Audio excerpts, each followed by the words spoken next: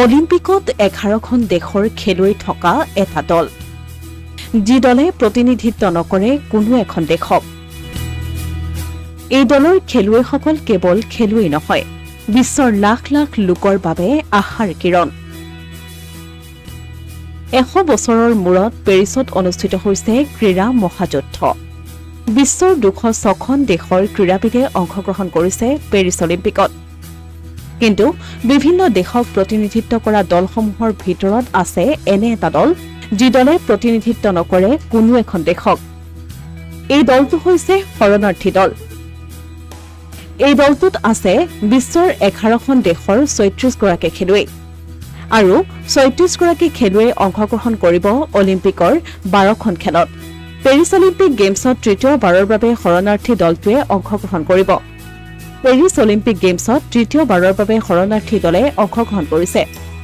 প্ৰথমবাৰৰ বাবে 2016 চনত ৰিঅ' ডি জেনেইৰোত অনুষ্ঠিত হোৱা অলিম্পিক গেমছত অংশগ্ৰহণ কৰিছিল শৰণাৰ্থী দলটোৱে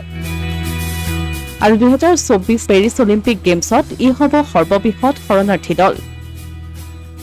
পেৰিছ অলিম্পিকত এই শৰণাৰ্থী দলটোৱে অংশগ্ৰহণ কৰিব নিজৰ লোগো আৰু পতাকা লৈ অলিম্পিকৰ পতাকাৰ পৰিৱৰ্তে য'ত 5টা আন্তঃসংযোগী আঙুঠি দেখুওৱা হৈছে যাৰ ৰং নীলা কলা ৰঙা হালধীয়া আৰু সেউজীয়া শৰণাৰ্থী দলটোৰ একমাত্ৰ উদ্দেশ্য হৈছে বিশ্বজুৰি 10 কোটিতকৈও অধিক বলপূৰ্বকভাৱে স্থানচ্যুত হোৱা লোকক প্ৰতিনিধিত্ব কৰা ৰাষ্ট্ৰসংঘৰ শৰণাৰ্থী উচ্চায়ুক্ত ফিলিপো গ্ৰেণ্ডিৰ মতে শৰণাৰ্থী অলিম্পিক দলটোৱে নিজৰ প্ৰদৰ্শনৰ জৰিয়তে যুদ্ধ বা নিৰ্যাতনৰ বাবে ঘৰ এৰি পলায়ন কৰিবলগীয়া হোৱা সকলোৰে বাবে সাহস হিচাপে কাম কৰিব এই পৰিৱৰ্তন কেৱল অলিম্পিক খেলুৱৈৰ বাবে নহয় সকলোৰে বাবে উল্লেখযোগ্য যে পেৰিছ গেমছত অংশগ্ৰহণ কৰিবলগীয়া শৰণাৰ্থী অলিম্পিক দলটোৰ খেলুৱৈসকলৰ ভিতৰত আছে আফগানিস্তানৰ প্ৰথমগৰাকী মহিলা ব্ৰেক ডান্সাৰ কেমেৰুনত জন্মগ্ৰহণ কৰা ব্ৰিটিছ বক্সিং চেম্পিয়ন আৰু ভেনিজুৱেলাৰ এগৰাকী মাৰ্কছমেন